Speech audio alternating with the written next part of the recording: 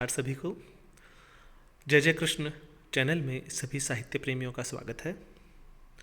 हिंदी साहित्य का इतिहास विषय के अंतर्गत भक्ति काल का नामकरण प्रकरण पर आज हम चर्चा करेंगे। इस चर्चा से पहले सर्वप्रथम हमें यह जानना आवश्यक है कि भक्ति काल का काल समय क्या है, भक्ति काल का समय क्या है, किस अवधि को भक्ति काल कहा गया है हिंदी साहित्य में। तो बहुत ही सरल है। 1350 ईस्वी से 1650 ईस्वी के मध्य का जो समय हिंदी साहित्य में कहा जाता है, इसे भक्ति काल कहा गया। भक्ति काल का नामकरण मिश्र बंधुओं ने पूर्व माध्यमिक काल कहा।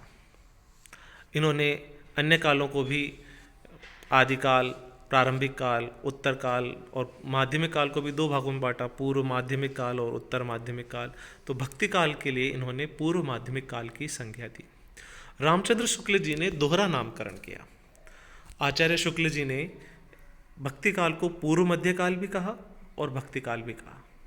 प्रवृत्ति के आधार पर, इस काल के साहित्य की प्रवृत्ति के आधार पर उन्होंने इसे भक्ति काल की संज्ञा दी और पूर्व मध्यकाल समय के आधार पर इन्होंने पूर्व मध्यकाल कहा। इस तरह से दोहरा नामकरण शुक्ल जी द्वारा किया गया। डॉक्टर रामकुमार वर्मा जी ने, जिन्होंने हिंदी साहित्य का आलोचनात्मक इतिहास लिखा है, इस काल को भक्ति काल कहा। डॉक्टर गणपति चंद्र गुप्त, वह भी एक प्रमुख इतिहासकार है और इनका हिंदी साहित्य का वैज्ञानिक इतिहास बहुत ही प्रसिद्ध है। इस इतिहास में इन्होंने इस काल को पूर्व मध्यकाल की संज्ञा दी। इसी तरह से डॉक्टर नगेंद्र, जिन्होंने 1973 में हिंदी साहित्य का इतिहास लिखा और आजकल विद्यार्थियों में बहुत ही लोकप्रिय है, डॉक्टर नगेंद्र ने इस काल को भक्ति काल कहा। डॉक्टर बच्चन सिंह, इन्होंने हिंदी साहित्य का दूसरा इतिहास लिखकर प्रसिद्धि पाई थी। हिंदी साहित्य के दूसरे इतिहास में भी इन्होंने इस काल को भक्ति काल की संज्ञा दी गई। इस प्रकार हम देखें तो दो ही नाम सामने आते हैं। एक तो आता है भक्ति काल और दूसरा आता है पूर्व माध्यमिक या पूर्व मध्यकाल। मध्यकाल के दो हिस्से हैं, उसमें भी पूर्व मध्यकाल की संज्ञा इस काल को मिली। प्रवृत्ति के आधार पर भक्ति काल ही इस काल का नामकरण उचित ठहरता है। आइए अब हम जानते हैं कि भक्तिकालीन साहित्य का वर्गीकरण किस प्रकार किया गया। भक्तिकाल के साहित्य का वर्गीकरण मुख्यतः दो धाराओं में किया गया। ईश्वर के स्वरूप के आधार पर दो धाराओं पर किया गया। पहला निर्गुण भक्ति धारा और दूसरा सगुण भक्ति धारा। निर्गुण भक्ति धारा से तात्पर्य यह है कि इस भक्ति धारा या इस भक्ति धारा के काव्य में ईश्वर के निर्गुण रूप की उपासना की गई है। निर्गुण भक्ति धारा भी दो भागों में बांटी गई। पहली बार शाखा थी ज्ञानाश्रयी शाखा। ऐसा काव्य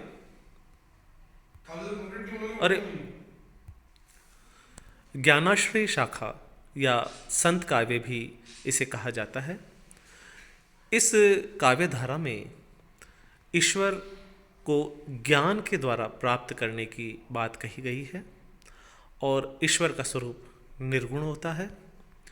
दूसरी शाखा है निर्गुण काव्य धारा की, वह है प्रेमाश्रयी शाखा।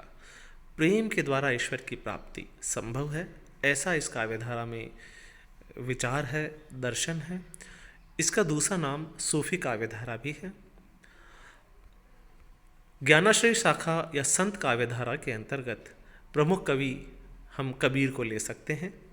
इसी तरह से प्रेमाश्रयी शाखा या सूफी काव्य धारा में प्रमुख कवि मलिक मोहम्मद जायसी को लिया जा सकता है। सगुण भक्ति धारा, अब निर्गुण भक्ति धारा के उलट जो दूसरा खंड था भक्ति काल का, वह था सगुण भक्ति धारा। सगुण भक्ति धारा को भी दो भागों में बांटा जा सकता है। इसमें ईश्वर के सगुण रूप की आराधना की जाती है। इसमें पहला है राम भक्ति काव्य धारा। राम भक्ति काव्य धारा अर्थात विष्णु के अवतार राम की प्रशंसा इस काव्य धारा में की जाती है, उसकी उपासना की जाती है और उसकी भक्ति की जाती है। परंतु इस भक्ति काव्य की विशेषता है कि दास्य भाव की भक्ति इसमें ज़्यादा प्रचलन में है। इसी तरह से दूसरा जो इसका भाग है वह है कृष्ण भक्ति काव्यधारा। इसमें नारायण के कृष्ण रूप का वर्णन किया जाता है, परंतु इसमें भी एक बात ध्यातव्य है कि कृष्ण के योगीराज रूप का वर्णन नहीं किया जाता। इसमें कृष्ण के बाल रूप और उसके रसिक रूप का वर्णन इस काव्यधारा में किया जाता है। इस प्रकार हमने देखा कि भक्ति काल को मुख्यतः दो भागों में बांटा गया। पहला है निर्गुण काव्यधारा, दूसरी सगुण भक्ति काव्यधारा। निर्गुण भक्ति के भी दो विभाग हैं, ज्ञानाश्रय शाखा और प्रेमाश्रय शाखा, जिसे संत काव्य और सूफी काव्य के नाम से भी जाना गया। सगुण भक्ति धारा के दो विभाग हैं, राम भक्ति काव्य, कृष्ण भक्ति काव्य। इस तरह से हमने भक्ति काल के साहित्य का वर्गीकरण किया। इसके अलावा अन्य फुटकर साहित्य भी इस काल में मिलता है। धन्यवाद। इस चैनल को लाइक करें, सब्सक्राइब करें, शेयर करें और ज़रूर देखें।